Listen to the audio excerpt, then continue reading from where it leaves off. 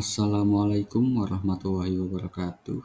Perkenalkan, nama saya Muhammad Tuharis Guna dengan NIM 24080100136 dengan dosen pendamping yaitu Ibu Ratih Damayanti SHMH dan Bapak Muhammad Imam Bustomi SHMH.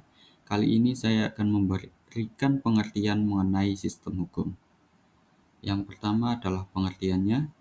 Menurut Profesor Subekti SH dalam Seminar Hukum Nasional ke-4 Maret 1979 di Jakarta, beliau berpendapat bahwa suatu sistem adalah suatu susunan atau tataan yang teratur atau sesuatu keseluruhan yang terdiri atas bagian-bagian yang berkaitan satu dengan yang lain, tersusun menurut sesuatu rencana atau pola hasil dari suatu penulisan untuk mencapai suatu tujuan. Berikutnya yaitu ada macam-macam sistem hukum. Ada 4, yaitu Eropa kontinental, yang kedua Anglo-Saxon, yang ketiga hukum adat, yang keempat ada hukum Islam. Eropa kontinental. Sistem hukum ini berkembang di negara-negara Eropa daratan yang sering disebut sebagai civil law. Prinsip utama yang menjadi dasar sistem hukum Eropa kontinental itu ialah hukum memperoleh kekuatan mengikat karena diwujudkan dalam peraturan-peraturan yang berbentuk undang-undang dan tersusun secara sistematik di dalam kodifikasi atau kompilasi tertentu. Sistem hukum Eropa kontinental penggolongannya ada 2, yaitu penggolongan ke dalam bidang hukum publik dan hukum privat. Hukum publik mengampu yaitu hukum tata negara, hukum administrasi negara, hukum pidana. Selanjutnya hukum privat mengampu pada hukum sipil dan hukum dagang. Selanjutnya ada Anglo-Saxon. Sistem hukum Anglo-Saxon ini kemudian dikenal juga dengan sebutan Anglo-Amerika. Sistem hukum ini mulai berkembang di Inggris mulai pada abad ke-11 yang sering juga disebut sebagai sistem common law dan sistem unwritten law. Sumber hukum dalam sistem hukum Anglo-Amerika ialah putusan-putusan atau hakim atau pengadilan. Selanjutnya ada hukum adat.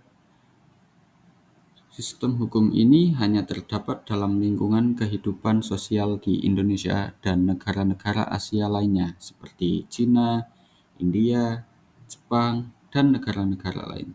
Istilah adat ini berasal dari bahasa Belanda, adat Rijk, oleh Snodgrass. Sistem hukum adat ini bersumber pada peraturan-peraturan hukum tidak tertulis yang tumbuh berkembang dan dipertahankan dengan kesadaran hukum masyarakatnya.